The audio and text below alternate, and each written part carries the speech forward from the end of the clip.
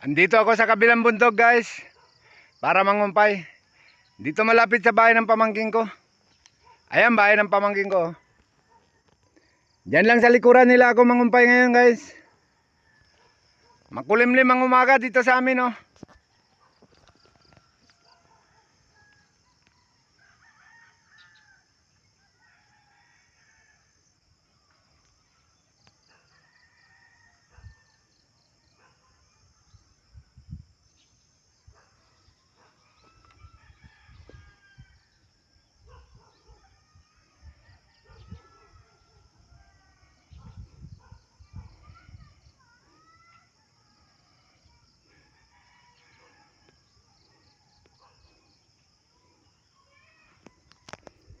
Nakita nyo ba yan guys?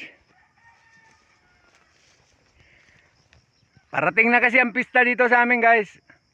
Kaya magkaroon kami ng kalingawan dito. Ito, binakot na guys. Dito gaganap ang tupada namin. Ayan oh.